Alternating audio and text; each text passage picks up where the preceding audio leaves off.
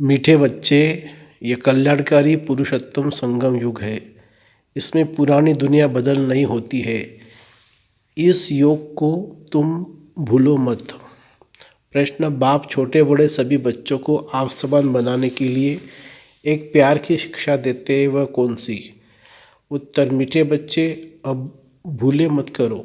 यहाँ तुम आए हो नर से नारायण बनने, तो दैवी गुण धारण करो। किसी को भी दुख मत दो। भूले करते तो दुख देते हैं। बाप कभी बच्चों को दुख नहीं देते हो, वह तुम्हें डायरेक्शन देते हैं। बच्चे, मामे कम याद करो। योगी बनो तो विकर्म विनाश हो जाएंगे, तुम बहुत मीठा बन जाएंगे। ओम शांति।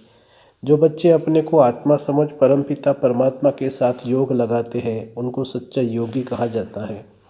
क्योंकि बाप तुत माने सच्चा है ना, तो तुम्हारा बुद्धि योग सत्य के साथ है। वह जो कुछ सुनाते हैं सत्य ही है। योगी और भोगी दो प्रकार के लोग हैं। भोगी भी अनेक प्रकार के होते हैं, योगी भी अनेक प्रकार के होते हैं। तुम्हारा योग तो एक ही प्रकार का है, उन्हों का संन्यास अलग है, तुम्हारा सन्यासी अलग है। तुम हो पुरुषोत्तम संगम युग के योगी। और किसी को इस योग का पता ही नहीं कि हम पावन योगी है या पतित भोगी है। यह भी बच्चे जानते नहीं। बाबा तो सबको बच्चा बच्चा कहते हैं, क्योंकि बाप जानते हैं कि वह बेहद आत्माओं का पिता हो, और तुम समझते हो कि हम आत्मा सब आपस में भाई भाई है। वह हमारा बाप है।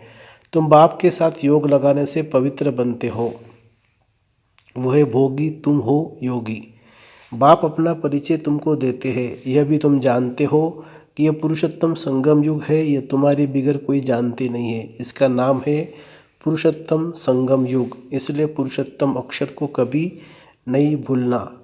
यह पुरुषोत्तम बनने का युग है। पुरुषोत्तम कहा जाता है उच्च और पवित्र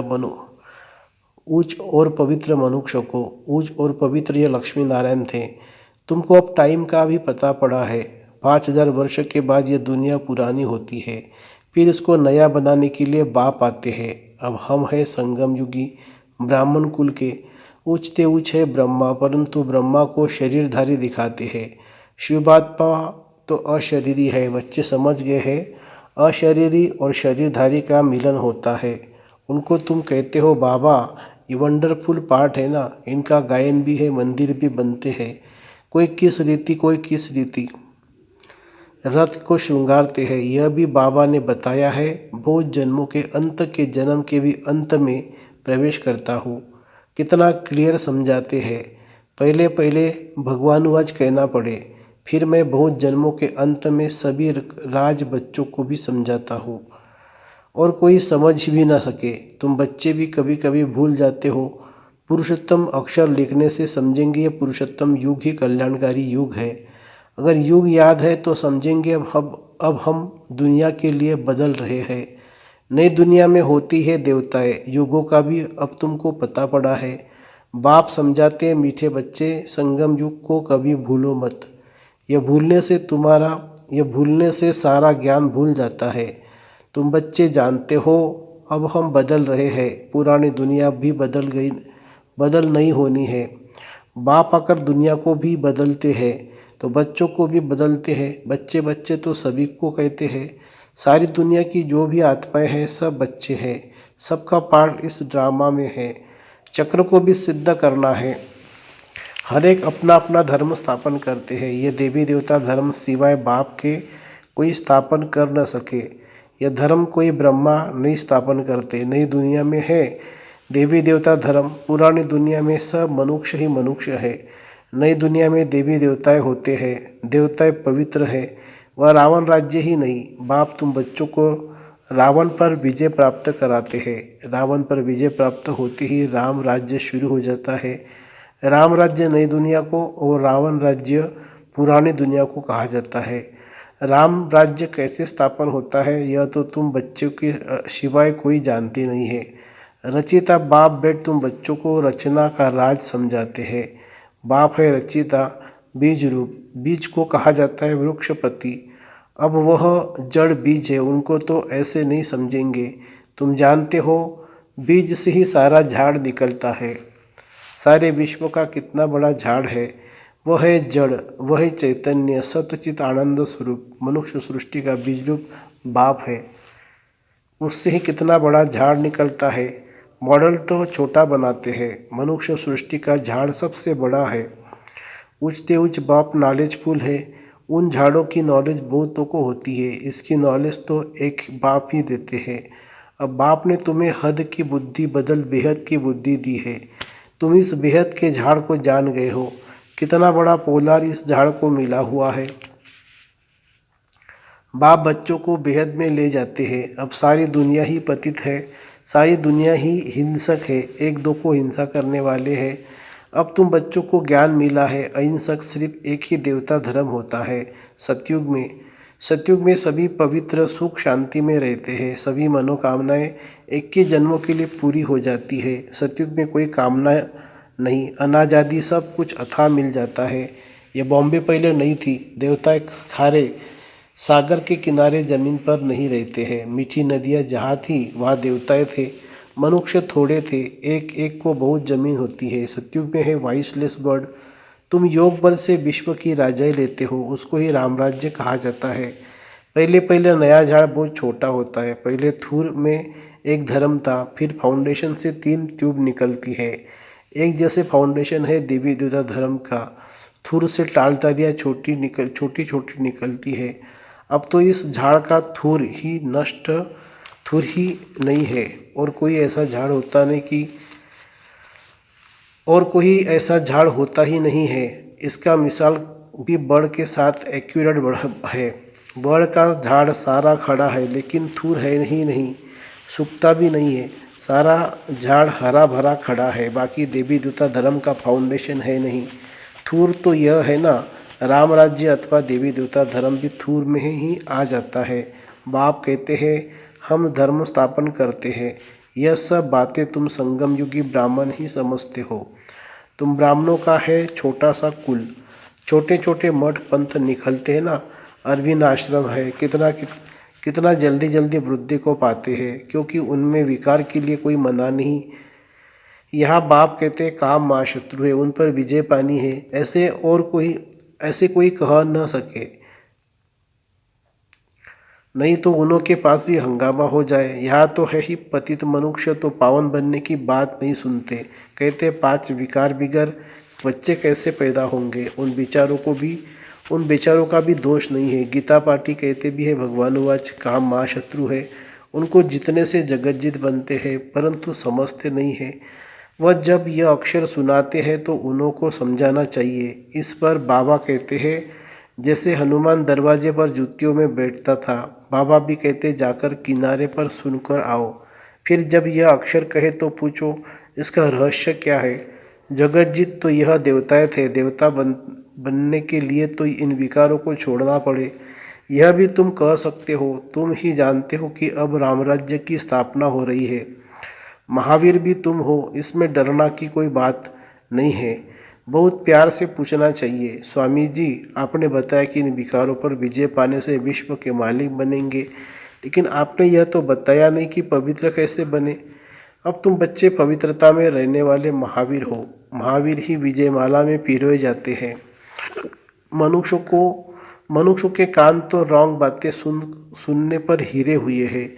तुमको अब रॉन्ग बातें सुनना पसंद नहीं आती, राइट बातें तुम्हारे कानों को अच्छी लगेगी। Hear no evil. मनुष्यों को जो सुजाग तो जरूर करना है। भगवान कहते पवित्र बनो। सतयुग में सब पवित्र देवताएं थे, अब सब अपवित्र है। ऐसे ऐसे समझाना चाहिए। बोलो हमारे पास यह सत्संग होता है, उसमें यह समझाया जाता है कि काम महाशत्रु है। अब पवित्र बनना चाहते हो तो एक युक्ति से बनो, अपने को आत्मा समझ भाई भाई की दृष्टि पक्की करो। तुम बच्चे जानते हो पहले पहले यह भारत बहुत भरपूर खंड था, अब खाली होने कारण हिंदुस्तान नाम रख दिया है। पहले भारत धन दौलत पवित्रता सुख शांति सबसे भरपूर था, अब है दुखों से भरपूर। तब पुकारते हैं हे दुख हरता सुख करता। तुम कितना खुशी से बाप से पढ़ते हो, ऐसा कौन होगा जो बेहद के बाप से बेहद सुख का वर्षा नहीं लेगा। पहले पहले अलग समझाना है, अलग को न जाना तो कुछ भी रहस्य बुद्धि में आएगा ही नहीं। तो बेहद का जो बेहद का बाप जो बेहद का वर्षा देते हैं, जब ये नीचे बैठे तब आगे बढ़े। बच्चों को बाप से कुछ भी प्रश्न पूछने की दरकार नहीं है। बाप पतित पावन है, उनको ही तुम याद करते हो, तुम उनकी याद से पावन बनेंगे। मुझे बुलाया ही इसीलिए है जीवन मुक्ति है भी सेकंड की, फिर भी याद की यात्रा समय ले लेती है। मुख्य है याद की यात्रा में विघ्न पड़ते हैं। आधा कल्प देहाभिमानी रहे हैं, अब एक जन्म देही अभिमानी बनने में ही मेहनत है। इनके लिए ब्रह्मा बाबा के लिए भी बहुत सहज है। तुम बुलाते भी हो बाप दादा, यह भी समझते कि बाप की सवारी हमारे सिर पर है। बहुत उनकी महिमा करता हूँ, बहुत प्यार करता हूँ। बाबा आप कितने मीठे हो, हमको कल्प कल्प कितना सिखलाते हो।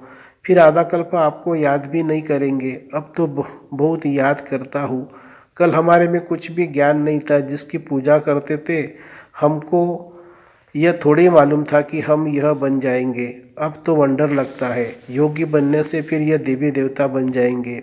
मेरे भी सब बच्चे हैं, ये बाबा बहुत प्यार से बच्चों को संभालते हैं, इनकी पालना करते हैं। यह भी हमारे में समान नर से नारायण बन जाएंगे। यहाँ तुम आए ही हो, इसलिए कितना समझाता हूँ, बच्चे बाप को याद करो, दैवी गुण धारण करो, खान पान की संभाल करो। करते हैं तो समझता हूँ शायद अभी थोड़ा समय पड़ा है, नहीं तो नहीं करते हैं तो समझता हूँ शायद अभी थोड़ा समय पड़ा है। कुछ न कुछ भूलें तो होती रहती है। छोटे बड़े बच्चों को प्यार से समझाता हूँ, बच्चे भूले मत करो, किसी को दुख न दो, भूल करते ही गोया दुख देते हो। बाप कभी भी दुख नहीं देते हैं, मत तो डायरेक्शन ही देते हैं। मामे कम याद करो तो विक्रम विनाश हो जाएंगे, बहुत मीठा बन जाएंगे। ऐसा मीठा बनना है, दैवी गुण धारण करने हैं, पवित्र बनो। यह अपवित्र आने का हुक्म नहीं है, कभी कभी आने देते हैं, वह भी अभी। जब बहुत वृद्धि हो जाएगी तो वह कह देंगे यह है tower of purity, tower of silence. ऊंचते ऊंचे ना, अपने को आत्मा समझ बाप की याद में रहना, यह है हाईएस्ट पावर। वहाँ बहुत साइलेंस रहती है। आधा कल्प कोई झगड़ा आदि नहीं होता है, या कितना झगड़ा आदि होता है, शांति तो हो न सके। शांति का धाम है मूल वतन। फिर शरीर धारण कर विश्व में पहाड़ बजाने आते हैं तो वहाँ भी शांति रहती है। आत्मा का स्वधर्म ही शांति है। अशांति कराता है रावण। तुम शांति की शिक्षा पाते रहते हो। कोई गुस्से में होता है तो सबको अशांत कर देता है। इस योग बल से तुम्हारे से सारा किचड़ा निकल जाता है। पढ़ाई से किचड़ा नहीं निकलता है, याद से सब किचड़ा भस्म हो जाता है, कट निकल जाती है। बाप कहते कल तुमको शिक्षा दी थी, क्या तुम भूल गए हो? 5000 वर्ष की बात है, वह लाखों वर्ष कर देते हैं। अब तुमको झूठ और सच के फर्क का पता पड़ा है। तुमको बाप ही आकर बताते झूठ क्या है, सच क्या है, ज्ञान क्या है, भक्ति क्या है, भ्रष्टाचार और श्रेष्ठाचार किसको कहा जाता है। भ्रष्टाचारी विकार से पैदा होते हैं, बाप विकार होता नहीं है। तुम खुद कहते हो देवताएं संपूर्ण निर्विकारी है, रावण राज्य ही नहीं है। यह तो सहज समझने की बात है। फिर क्या करना चाहिए? एक तो बाप को याद करना चाहिए, दूसरा पवित्र जरूर बनना चाहिए। अच्छा, मीठे मीठे सिखिलदे बच्चों प्रति माता पिता बाप दादा का याद प्यार और गुड मॉर्निंग। रूहानी बाप की रूहानी बच्चों को नमस्ते। हम रूहानी बच्चों की रूहानी माता पिता बाप दादा को याद प्यार, गुड मॉर्निंग और नमस्ते बाबा नमस्ते। धारणा के लिए मुख्य सार, पवित्र बनने में महावीर बनना है, याद की यात्रा से अंदर का किचड़ा निकालना है, अपने शांत स्वधर्म में स्थित रहना है, अशांति नहीं फैलानी है। बाप जो राइट बात सुनाते हैं वही सुननी है। हियर नो इविल, रॉन्ग बातें मत सुनो, सभी को सुजाग करो। पुरुषोत्तम युग में पुरुषोत्तम बनो और बनाओ। वरदान, आत्मिक शक्ति के आधार पर तन की शक्ति का अनुभव करने वाले सदा स्वस्थ भवो। इस अलौकिक जीवन में आत्मा और प्रकृति दोनों की तंदुरुस्ती आवश्यक है। जब आत्मा स्वस्थ है तो तन का हिसाब किताब व तन का रोग सूली से कांटा बनने के कारण स्वस्थिति के कारण स्वस्थ अनुभव करते हैं। उनके मुख पर, चेहरे पर बीमारी के कष्ट के चिन्ह नहीं रहते। कर्म भोग के वर्णन के बदले कर्म योग की स्थिति का वर्णन करते हैं। वे परिवर्तन की शक्ति से कष्ट को संतुष्टता में परिवर्तन कर संतुष्ट रहते हैं और संतुष्टता की लहर फैलाते हैं। स्लोगन है, दिल से तन से आपसी प्यार से सेवा करो तो सफलता निश्चित मिलेगी। दिल से तन से आपसी प्यार से सेवा करो तो सफलता निश्चित मिलेगी। अच्छा, ओम शांति।